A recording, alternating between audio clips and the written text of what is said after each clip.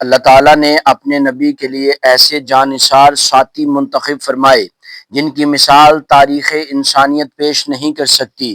ان مقدس نفوس نے اپنا مال، اپنی جان، حتیٰ کہ اپنے گھر اور اپنی خواہشات بھی اللہ اور اس کے رسول کے قدموں میں نچھاور کر دی۔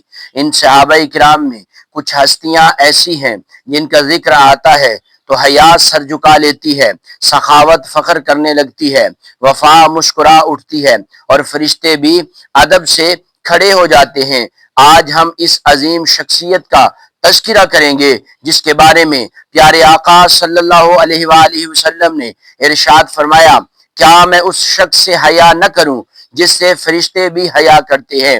سامعین کرام، وہ عظیم ہستی تیسرے خلیفہ راشد، جامع القرآن، ذی النورین، سیدنا عثمان بن عفان رضی اللہ تعالی عنہ ہیں کہ فرشتے بھی حیا کرتے تھے عثمان غنی سے، نبی بھی مسکرا دیتے تھے عثمان غنی سے۔ آئیے ہم قرآن و سنت کی روشنی میں جانتے ہیں کہ آخر وہ کون سی صفات تھی جس کی وجہ سے رسول اللہ صلی اللہ علیہ وآلہ وسلم نے ان کو اتنا بلند مقام عطا فرمایا۔ اگرچہ قرآن مقدس میں حضرت عثمان کا نام صراحت کے ساتھ نہیں، لیکن متعدد آیات کے مصداق میں مفسرین نے آپ کو شامل کیا ہے۔ ارے اللہ کی راہ میں مال خرچے کرنے والوں کی فضیلت، سابقین اول کی فضیلت، لقد رضی اللہ عن المؤمنین اذ یبایعونک تحت الشجرہ، اگر ہم اس بات پہ غور کریں، قرآن میں اگرچہ عثمان رضی اللہ تعالی عنہ کا نام نہیں، مگر جہاں جہاں سابقین، متقین، منفقین اور اللہ کی رضا پانے والوں کا ذکر ہے، وہاں عثمان غنی کا روشن چہرہ نظر آتا ہے۔ سامعین و حاضرین، حدیث مبارکہ میں حضرت اما عائشہ صدیقہ رضی اللہ تعالی عنہ آپ سے روایت ہے کہ رسول اللہ نے فرمایا، کیا میں ایسے شخص سے حیا نہ کروں جس سے فرشتے بھی حیا کرتے ہیں۔ حدیبیہ کے مقام پر میرے کریم آقا علیہ الصلوۃ والسلام نے اپنے ہاتھ کو دوسرے ہاتھ پر رکھ کر فرمایا، ہذہ عثمان، یہ عثمان کی طرف سے ہے۔ حضرت ابو موسیٰ اشعری رضی اللہ تعالی عنہ سے روایت ہے کہ دروازہ کھولو اور اسے جنت کی بشارت دو اس آزمائش کے ساتھ جو اس سے پہنچے گی۔ رسول اللہ صلی اللہ علیہ وآلہ وسلم نے فرمایا، اے احد پہاڑ ٹھہر جا، تجھ پر ایک نبی، ایک صدیق اور 2 شہید ہیں۔ کون بیر روما خرید کر مسلمانوں کے لیے وقف کرتا ہے، اس کے لیے جنت میں اس سے بہتر بدلہ ہے۔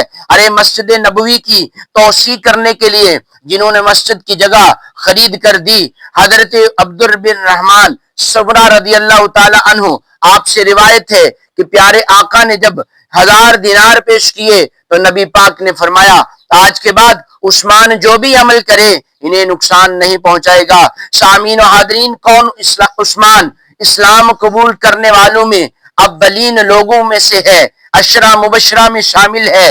2 صاحبزادیاں رسول کی ان کے وہ عقد میں آئی ہیں، تیسرے خلیفہ راشد ہیں۔ کون عثمان جس نے پوری امت مسلمہ کو ایک قرات پر جمع کر دیا۔ کون عثمان جس سے فرشتے حیا کریں، وہ عثمان جسے جنت کی بشارت ملے، وہ عثمان جس کا ہاتھ نبی اپنا ہاتھ قرار دے، وہ عثمان جس کے لیے احد پر شہادت کی خبر سنائی جائے، وہ عثمان اور جسے 2 نور مصطفیٰ نصیب ہوں، وہ عثمان۔ امام عشق و محبت امام احمد رضا رحمت اللہ تعالی علیہ آپ فرماتے ہیں کہ نور کی سرکار سے پایا دوشالہ نور کا، نور کی سرکار سے پایا دوشالہ نور کا، ہو مبارک تم کو ذوالنورین جوڑا نور کا۔ حضرات محترم، دنیا میں بے شمار بادشاہ گزرے، بے شمار دولت مند آئے، مگر قیامت تک کوئی شخص ایسا پیدا نہیں ہوگا جسے نبی کریم کی 2 بیٹیوں سے نکاح کا شرف حاصل ہوا ہو۔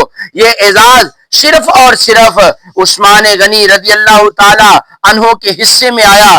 شاعر نے بڑی خوبصورت بات کی، کہتا ہے، حیا نے جب کبھی ڈھونڈا کوئی پیکر زمانے میں، نظر عثمان آتے تھے محمد کے گھرانے میں۔ فرشتوں کو بھی جس ہستی سے پردے کا لحاظ آیا، وہی عثمان تھا جس پر نبی کو ناز آیا، کیونکہ لٹا کر مال دنیا دین کو زندیا کیا جس نے، وہ عثمان تھا جس نے خود کو بھی صدقہ کیا جس نے۔ تبوک آج بھی پوچھے سخاوت کی حقیقت کیا، جو نام آئے لبوں پر وہ عثمان غنی کہو۔ سامعین و حاضرین، حضرت امام ذہبی فرماتے ہیں یہ عثمان وہ امام عادل، شہید اور ذی النورین ہیں جن سے اللہ اور رسول راضی تھے۔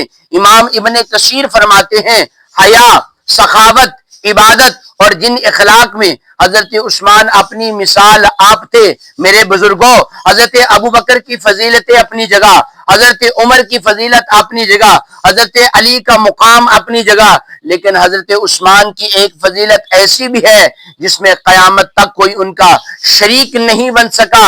نبی کی 2 بیٹیاں ان کے نکاح میں آئیں۔ ارے ذرا سوچئے، دنیا میں باپ اپنی ایک بیٹی کسی کو دیتا ہے، لیکن دوسری بیٹی اس شخص کو تب دیتا ہے جب اس کا کردار، اس کی دیانت، اس کا ایمان اور اخلاق پر مکمل اعتماد ہو۔ اور یہ کوئی عام باپ نہیں تھے، یہ رسول اللہ تھے جنہوں نے اپنی بیٹیاں ان کے جو ہے وہ عقد مبارک میں دے دی۔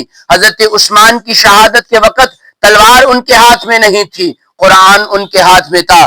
تاریخ میں بہت سے لوگ تلوار اٹھا کر شہید ہوئے، مگر عثمان وہ شہید ہیں جو قرآن اٹھائے شہید ہوئے۔ قیامت کے دن تک جب لوگ اعمال لے کر آئیں گے تو عثمان کے نامہ اعمال میں ایک ایسا عمل بھی ہوگا جو بھی آج جاری ہے۔ دنیا میں جتنے مسلمان قرآن پڑھ رہے ہیں، جتنے حافظ حفظ کر رہے ہیں، جتنی تلاوت ہو رہی ہے، ان سب میں عثمان کی خدمت قرآن کا حصہ شامل ہے، کیونکہ امت کو ایک مصحف پر جمع کرنے والے عثمان ہیں۔ بس اتنا کہوں گا، حیا عثمان، وفا عثمان، سخا عثمان، عطا عثمان، نبی کے بعد فضائل میں چمکتا ہے دیا عثمان۔ اللہ تعالیٰ کی بارگاہ میں دعا ہے، خالق کائنات حضرت عثمان غنی رضی اللہ تعالی عنہ آپ کی سنت مبارکہ اور آپ کی سیرت مبارکہ پر عمل کی توفیق عطا فرمائے، صحابہ کی سچی محبت عطا فرمائے، اور ہمیں کریم نبی پاک صلی اللہ علیہ وآلہ وسلم کی محبت عطا فرمائے۔ آمین یا رب العالمین۔